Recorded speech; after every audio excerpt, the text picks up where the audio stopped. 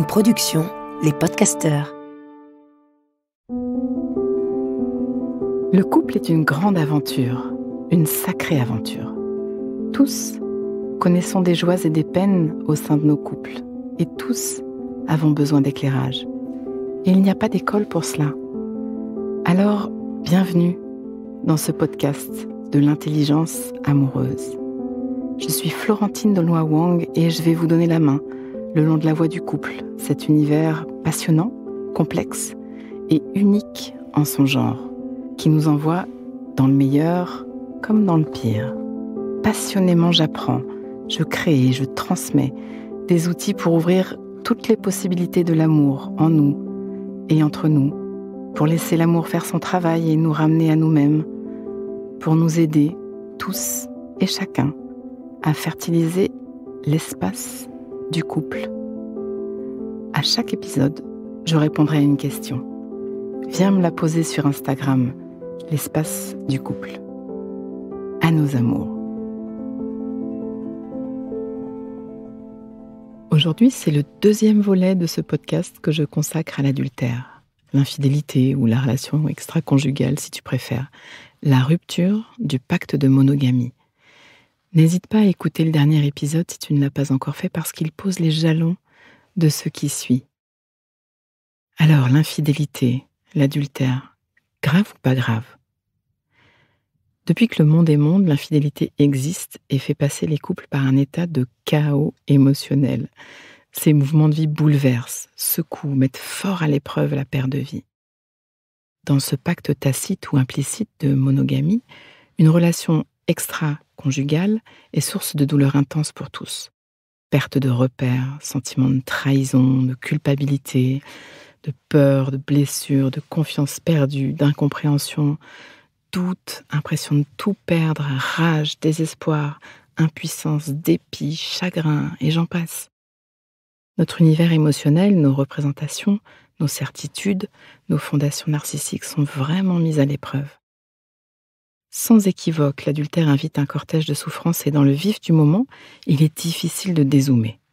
Et mon rôle est justement de t'aider à dézoomer pour pouvoir mettre du sens et de la reconnexion là-dessus.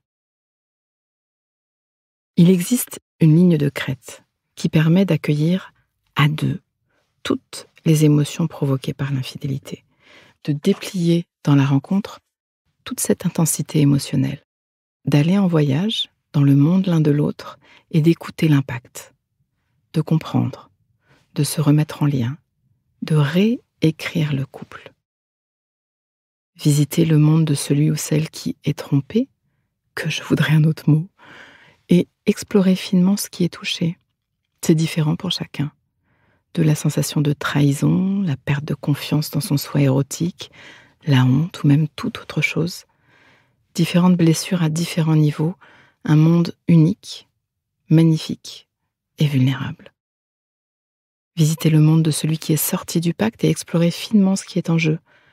Sensation de ne pouvoir être totalement qui je suis, quête de soi, culpabilité, honte, et j'en passe. Différentes blessures à différents niveaux, un monde unique, magnifique et vulnérable. Déplier ensemble ce qui vit là, en dessous, et comprendre, valider, nourrir d'empathie mutuelle. Je veux vraiment témoigner que ces intenses crises autour de l'infidélité ont le potentiel de connecter à un niveau probablement jamais envisagé les couples qui explorent, même si je ne le souhaite à personne, parce que ça peut vraiment briser le cœur. Explorer avec courage, le cœur ouvert, en osant sentir et ressentir tout ce qui est là, aiguillonné par ce momentum, écouter toutes les émotions de chacun. Ne vous drapez pas dans votre dignité, ne disparaissez pas dans la culpabilité ou dans la rage.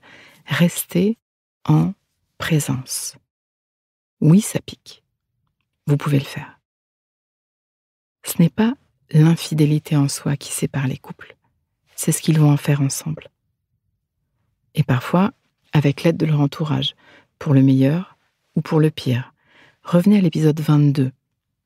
J'en parle. Pause. Inspire. Expire. Fais de la place à l'intérieur.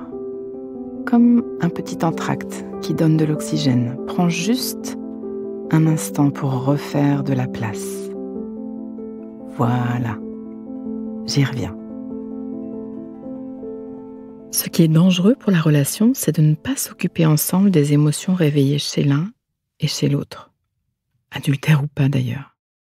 Oui, l'infidélité est une crise majeure dans un couple et elle provoque un passage vraiment risqué pour la relation et dont il faut s'occuper, dialoguer, s'écouter, entendre, faire connaissance, se donner le droit l'un à l'autre à toutes les larmes, toutes les émotions, se recevoir. Beaucoup de très beaux couples ont dans leur biographie de ces passages chaotiques. L'infidélité n'est pas le signe que le couple n'est pas un bon couple. Elle a parfois d'ailleurs peu à voir avec le couple en lui-même.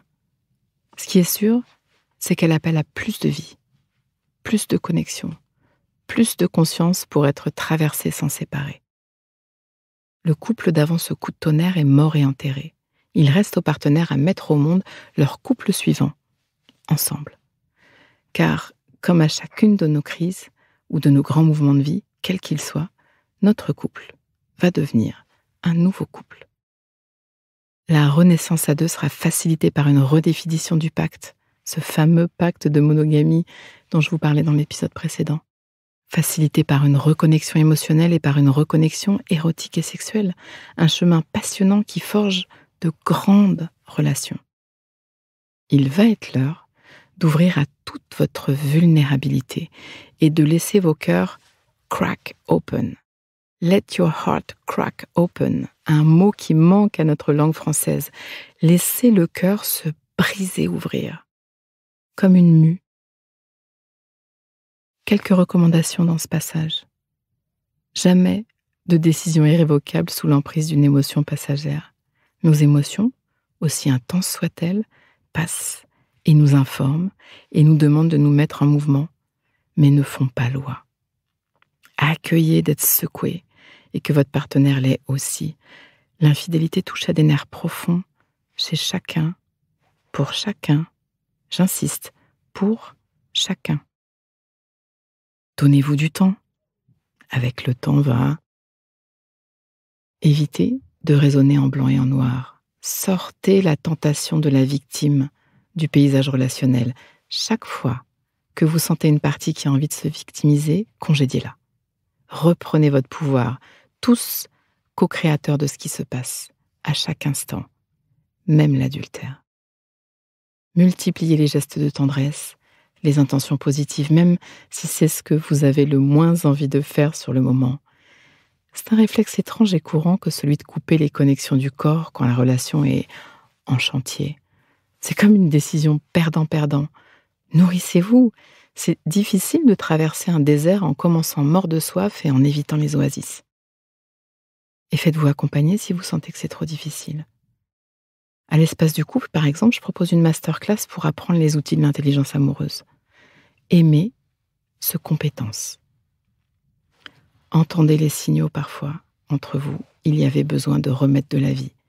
Parfois, certaines parties de vous n'arrivaient plus à être vraiment ensemble. Et c'est un wake-up call. Parfois, il est l'heure d'apprendre à dire vos limites. Parfois, etc. C'est complexe. Plongez dans la conscience et faites le ménage. Faites du nouveau. Si vous plongez profond, il y a toujours des cadeaux. Pour certains couples, ce sera la fin de la relation. Certains vont juste survivre et continueront en mode survie. D'autres vont véritablement se remettre en vie à deux.